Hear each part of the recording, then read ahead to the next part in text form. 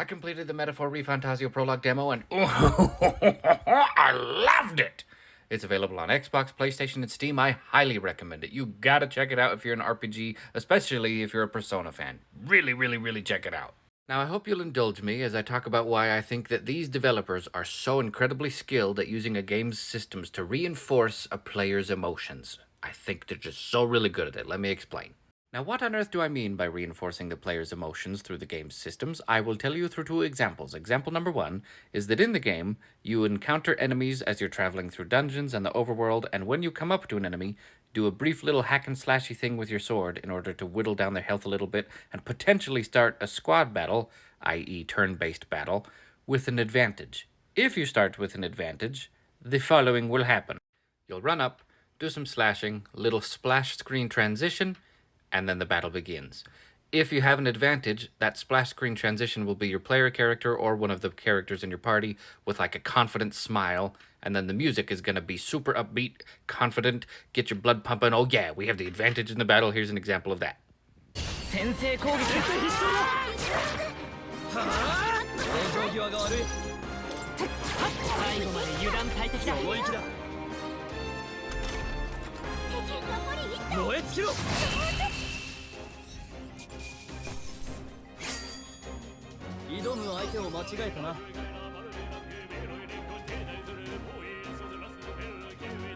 Now, if that little scuffle in the overworld has the enemy attacking you too much, then they will have the advantage when transitioning into battle, and as I'm sure you can probably already guess, the little splash screen shows your character is in more pain, and then the music is a lot more intense and dramatic and, oh my gosh, they're probably going to kick our butts kind of feeling, like this.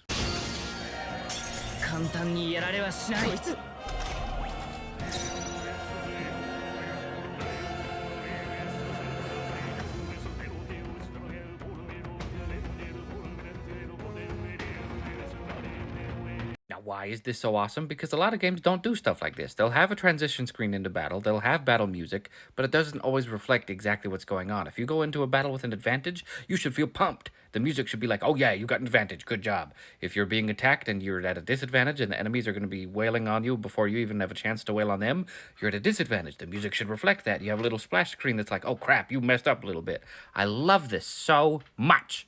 True, maybe not everybody has the means and the money and the skill and the know-how that these guys do, but if you're gonna have the splash screen anyway, try and jazz it up, recontextualize it so it makes sense with what's going on in the game. And there's so many ways that they contextualize what's going on in the game. In fact, this whole music thing is made even better by the fact that early on in the game, your little fairy companion casts a spell on you because I'm getting so excited I can't freaking speak right. Up to a certain point in the game, there's not any music at all until your fairy friend casts a spell on you, and then you start hearing the music, implying that the music is actually diegetic and your character only hears the music because of the spell and it's how they feel with what's going on. So of course that reflects in the gameplay and it's just beautiful and wonderful and I love it. Aha!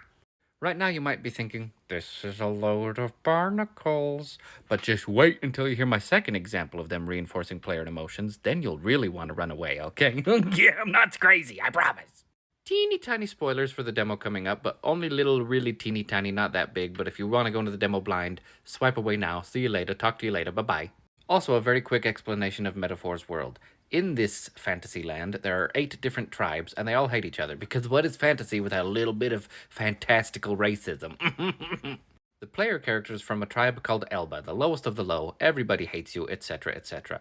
Early on in the demo, you come up to this fort that is under attack from a giant monster, and it is your job to sift through the dead and dying soldiers to find any survivors.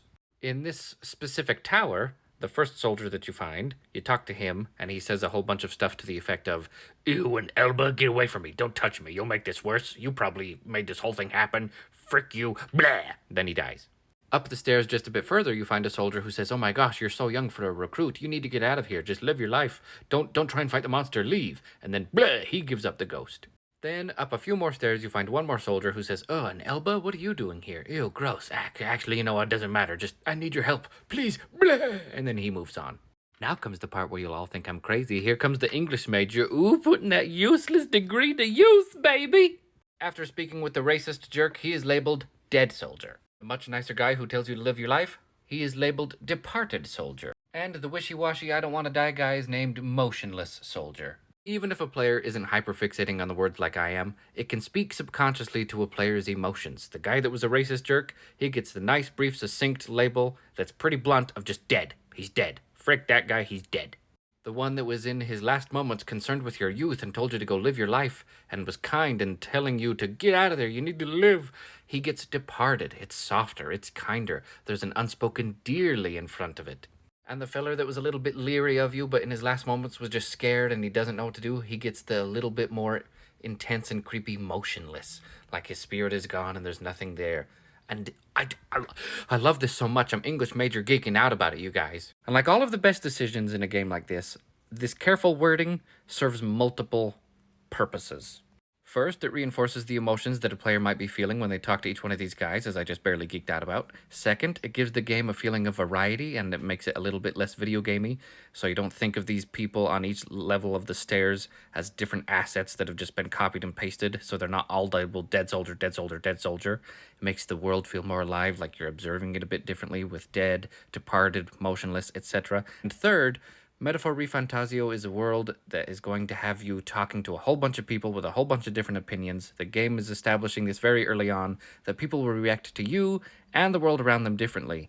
And it's just a beautiful, beautiful, three simple little words to describe three deceased soldiers. And I love it so much. Oh my gosh, the game has so much care and love and attention put into it. I'm so excited for the full release. I'm going to lose my mind. I should probably finish Persona 5 Royal before I play this. But oh my gosh, thank you for joining me on my English major rambly TED Talk where I think too hard about games. Bye.